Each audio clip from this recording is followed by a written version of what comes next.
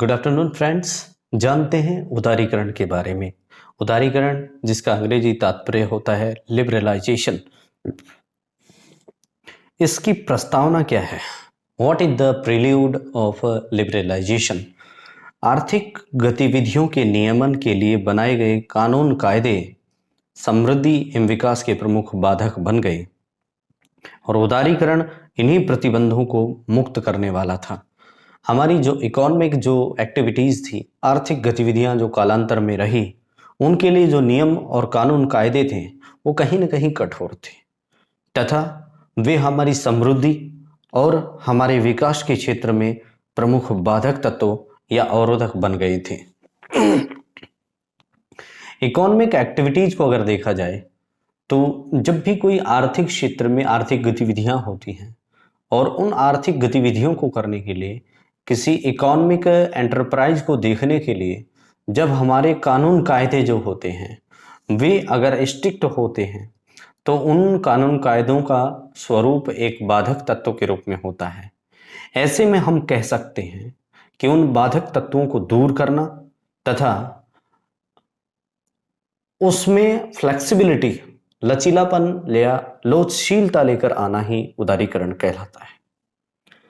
1980 के दशक में औद्योगिक लाइसेंस नीति, आयात निर्यात नीति, तकनीकी उन्नयन, राजकोषीय नीतियों में उदारीकरण की प्रथमतः शुरुआत की गई थी।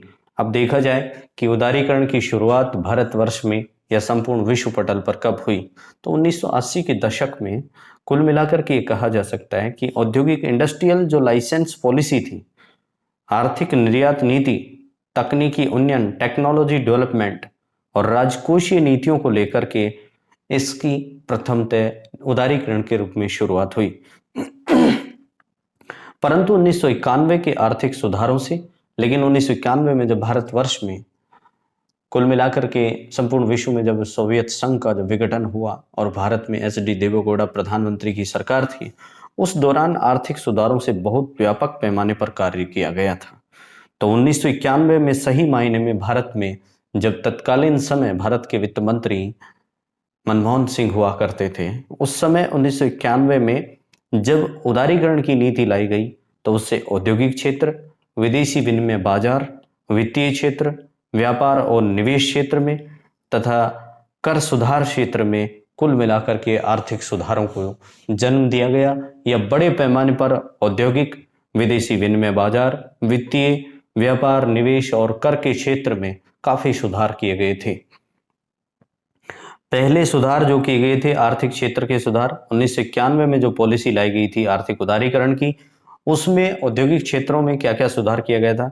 1991 से शुरू आर्थिक सुधारों से सर्वप्रथम लाइसेंस राज्य की समाप्ति की गई थी। एक तो लाइसेंस का जो किंगडम फैला हुआ था, बड़े पैमाने पर लाइसेंस लेने के लिए बहुत ही गफलत, भ्रष्टाचार का मामला हुआ करता था, उसे खत्म कर दिया गया। एल्कोहल, सिगरेट, हानिकारक रसायन, विस्फोटक, इलेक्ट्रॉनिक्स, विमानन और औषधि संबंधी प्रतिबंध भी समाप्त कर दिए गए थे। इन पदार्थों पर, जिन पदार्थों को मैंने आपको बताया है बड़े पैमाने पर पहले प्रतिबंध थे, उन सभी प्रतिबंधों को समाप्त कर दिया गया, क्योंकि उक्त सभी पदार्थों पर लाइसेंस ड्यूटी लगा करती थी और उस लाइसेंस ड्यूटी को 1991 के आर्थिक सुधारों में औद्योगिक क्षेत्र में खत्म कर दिया गया। लघु उद्योगों में अनारक्षित प्रणाली अपनाई गई और छोटे छोटे जो लघु उद्योग थे उनमें अनारक्षित प्रणाली यानी कि विदाउट रिजर्वेशन रोस्टर पॉलिसी उनमें अपनाई गई। बाजार कीमत निर्धारण का अवसर भी मिल गया और इससे क्या हुआ कि हमारे को बाजार में हमारी औद्योगिक वस्तुओं का कीमत निर्धारण करने का मौका मिला, जिससे कि हमारे को आर्थिक संबलन प्राप्त हुआ। दूसरे जो सुधार किए गए थे 1991 में, वो वित्तीय क्षेत्र के सुधार थे, यानी कि वित्त क्षेत्र में सुधार किए गए थे। इसमें क्या क्या सुधार किए गए? व्यवसाय और निवेश बैंकों की स्थापना की गई, स्टॉक एक्सचेंज का निर्माण किया गया और विदेशी मुद्रा बाजार को लेकर भी पहल की गई। वित्तीय क्षेत्र का नियमन रिजर्व बैंक करता है। आप जानते हैं कि वित्तीय क्षेत्र में सुधार आरबीआई की पॉलिसी होती है और आरबीआई ने तत्समय व्यापार निवेश बैंकों के साथ समन्वय प्रणाली अपनाते हुए इन आर्थिक सुधारों को वित्तीय क्षेत्र में जन्म दिया। मुद्रा का नियमन यानी कि मॉनेटरी रेगुलाइजेशन, उधार प्रक्रिया तथा ब्याज दरों के नियमन का कार्य आरबीआई ही करता है। तो इस प्रकार से भारतवर्ष में वित्तीय क्षेत्र में रिजर्व बैंक ऑफ इंडिया के द्वारा मुद्रा नियमन, उधारी के क्षेत्र में तथा ब्याज दरों के नियमन रेगुलाइजेशन के लिए इस बैंक ने बड़े पैमाने पर आर्थिक सुधारों का कार्य किया है। जो आर्थिक सुधार किए वो क्या क्या थे? भारतीय और विदेशी निजी बैंकों को पदार्पण का अवसर मिला। सबसे पहली बात तो ये हुई कि वित्तीय क्षेत्र में भारत में और विदेश में जितने भी निजी बैंक थे, प्राइवेट बैंक थे, उनको अपने पदार्पण या इस धरती पर अवतरण का मौका मिला। बैंकों की विदेशी पूंजी में भागीदारी की सीमा 50% कर दी गई और बैंकों की विदेशी पूंजी में अगर पार्टनरशिप की बात थी तो 50% उसे रेखांकित कर दिया गया। विदेशी निवेश संस्थाओं FII, फेडरल इंस्टीट्यूशन इन्वेस्टमेंट तथा व्यापारी बैंक, म्यूचुअल फंड और पेंशन कोष को भी अब भारतीय वित्तीय बाजारों में निवेश करने का मौका मिला। छोटी छोटी जो संस्थाएं थी जैसे FII, व्यापारी बैंक, म्यूचुअल फंड और पेंशन कोष, इन सबको भारतीय वित्तीय बाजारों में निवेश करने का अवसर रिजर्व बैंक ऑफ इंडिया ने दिया। और इससे क्या हुआ कि मुद्रा का जो प्रवाह था उसमें तरलता आई।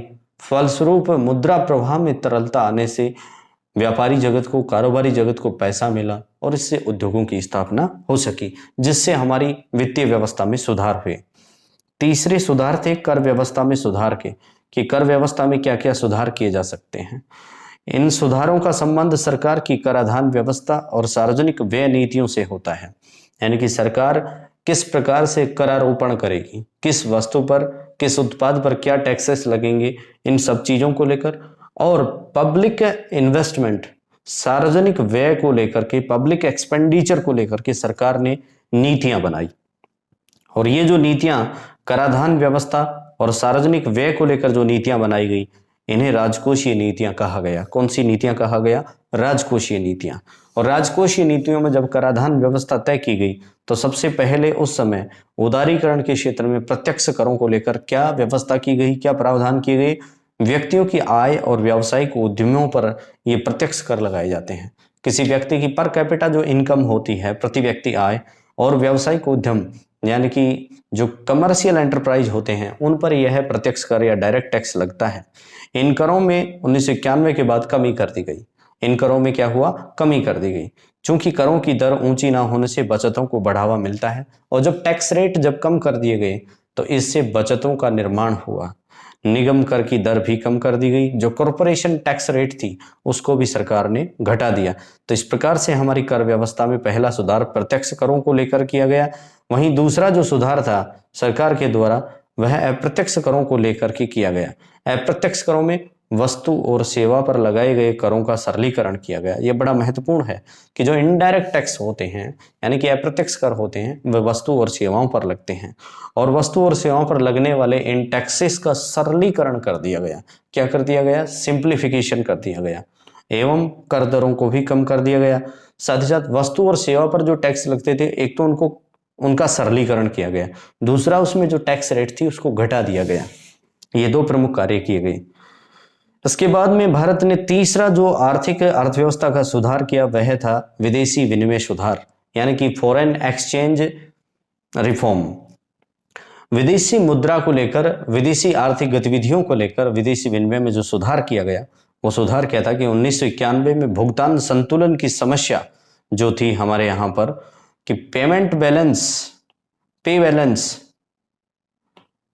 या आप कहें कि कर्ज अदा करना को लेकर जो संतुलित धनराशि होती थी उसकी समस्या के तात्कालिक निदान के लिए अन्य देशों की मुद्रा की तुलना में रुपये का अवमूल्यन किया गया और हमने हमारी मुद्रा का, स्थानीय मुद्रा का अवमूल्यन किया ताकि विदेशी भुगतान को सही से संतुलित किया जा सके। इससे विदेशी मुद्रा के आगमन में वृद्धि हुई। ये मुद्रा अवमूल्यन क्या होता है इसको आपको बताते हैं। मुद्रा अवमूल्यन क्या होता है? जब किसी देश के द्वारा अपनी मुद्रा, जैसे रुपया है, उसकी कीमत को जब घटा दिया जाता है तो ऐसे में विदेशी जो मुद्रा बाजार होता है उसका प्रवाह मुद्रा अवमूल्यन वाले देश की ओर तेज गति से होने लगता है, जिससे वहां पर सरकारी और निजी क्षेत्र के अंदर सामूहिक रूप से आर्थिक तरलता आती है और मुद्रा बाजार का निर्माण होता है और आर्थिक सुधारों का निर्माण होता है। तो इस प्रकार से रुपये के मूल्य निर्धारण को सरकारी नियंत्रण से भी मुक्त कर दिया गया। रुपये का जो मूल्य निर्धारण था उसको सरकारी नियंत्रण से हटा दिया गया और यह ताकत किसके हाथ में दे दी गई? आरबीआई के हाथों में, रिजर्व बैंक ऑफ इंडिया के हाथों में दे दी गई।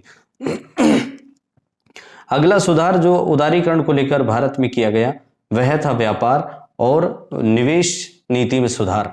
हमारे यहाँ पर व्यापार को लेकर बिजनेस और इन्वेस्टमेंट पॉलिसी में जो रिफॉर्म किए गए वो किए गए औद्योगिक उत्पादों, विदेशी निवेश तथा प्रौद्योगिकी की अंतर्राष्ट्रीय प्रतिस्पर्धा की क्षमता को प्रोत्साहित करने के लिए व्यापार और निवेश व्यवस्थाओं का उदारीकरण प्रारंभ किया गया। सबसे पहले क्या किया कि हमने जितने भी हमारे इंडस्ट्रियल प्रोडक्शंस होते थे, विदेशी जो निवेश होता था विदेशों का, तथा प्रौद्योगिकी की जो टेक्नोलॉजी की अंतर्राष्ट्रीय प्रतिस्पर्धा थी, इस क्षमता को हमने प्रोत्साहित करने के लिए व्यापार और निवेश को लेकर जो हमने अर्थव्यवस्था का ढांचा बनाया था उसका हमने लिबरलाइजेशन, उसको लिबरल करना शुरू कर दिया, उसको हमने उदार करना शुरू कर दिया।